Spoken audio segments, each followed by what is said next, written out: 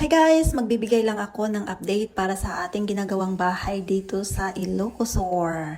So, natatandaan nyo guys, yung bahay na ito ay tinayo natin noong March 27 this year. So, mga ilang buwan na ba?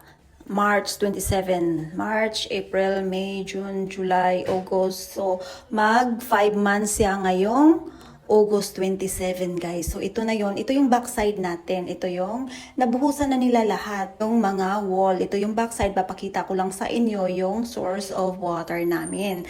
Dahil malayo nga tayo sa city water, ngayon may sarili tayong well, deep well yan guys. So may motor tayo na nagsusource ng ating water. Pero pag mag-brown out, syempre wala din tayong tubig, ano. So papasok muna tayo dito sa loob. So itong pinasukan natin ay laundry room pala natin ito. Ito yung laundry room. So may maliit na window. Tapos, ang taas nito guys is CR na sa second floor. Pero papakita ko lang itong CR din namin dito sa first floor.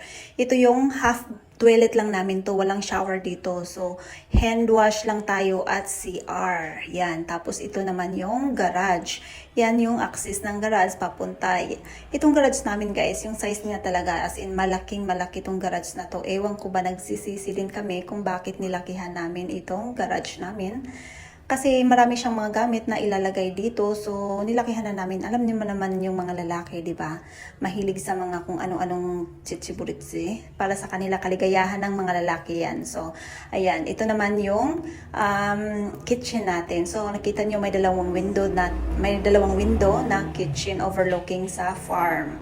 Yan ang lakas ng hangin dyan, guys. Tapos, ito naman yung island natin. So, nakikita niyo guys, mula dyan, is hanging cabinet. So, parang U-type siya, na hanging cabinet. Tapos, yung lower bottom, may cabinet din. Tapos, dito sa may island, yung sa kabila, may cabinet din yan dyan. So, yeah, mahilig tayo sa cabinet, no? So, ito yung parang ano lang namin to, half living room. Kasi medyo maliit siya dahil sa garage nga. Pero, magkakasya pa rin yung dining table. So, tara, papasok tayo. Bali, ito na yung living room natin. Di ba maliit lang siya, guys? So, yung stair natin. Tara, akyat tayo sa taas. Dahan-dahan kasi madulas. Malaging umuulan dito, guys. So, madulas siya. So, dahan-dahan tayo. Ito yung itsura ng stairs namin. So, pagharap mo agad dito sa stairs, ayan yung kanto na yan. Makikita mo is... Ay, pasok muna tayo. Yan.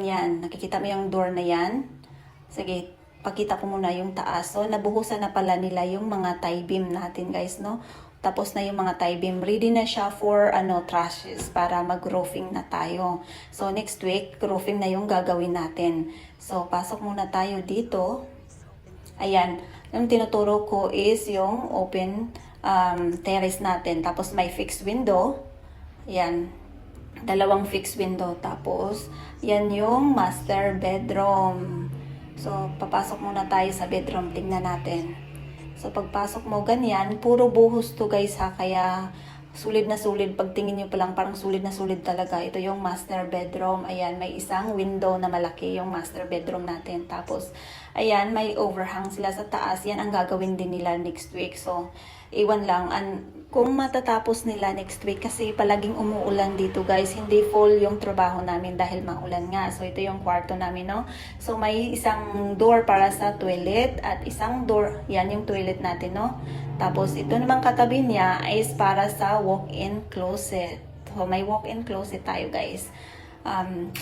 Tingnan natin yung CR ng master bedroom. Simple CR lang siya guys, shower. At yan, may maliit din siya na window. Tapos ito naman yung walk-in closet natin, no? L size siya. So, hindi pa tayo makakapasok dyan ngayon kasi may nakaharang pa. So, ang style lang niya is naka-L siya. Ayan. So, ayan na nga siya guys. So, tara, labas muna tayo, no? So, ito pala yung sa may entrance natin. Ganito yung itsura sa entrance ng kwarto natin. So, labas muna tayo. At titingnan natin yung ibang mga room. So, ang room pala ng bahay na ito is 4. One for the guest room. Ito makikita nyo ngayon guys is for the guest room to siya, no? So, may window din dito sa guest room. Medyo magulo nga siya. Marami pa siyang mga kahoy na yan. Kasi nagbuhos sila ng tie beam. Kaya may kahoy pa dyan. Hindi pa natanggal. Bamboo pala ang tawag dyan, no? So, hindi pa tatanggalin yan hanggat hindi pa tapos yung roofing natin. So, ito yung itsura ng ating guest room. So, sa sunod naman, dito sa katabi ay ang toilet. Pero ipapakita ko muna sa inyo itong maliit namin na storage para to sa mga toilet or mga kailangan sa second floor yung mga kumot or mga towel dito ko stock. Kaya may maliit na storage dito na nakalagay. Tapos ito naman katabi niya is pang 3 room natin. Room to ng mga bata. Hindi, yung isang lalaki lang pala daw. Sa kanya pala to. So ito yung room niya overlooking sa farm. Then medyo mahangin dito. Kaya maganda yung room nila.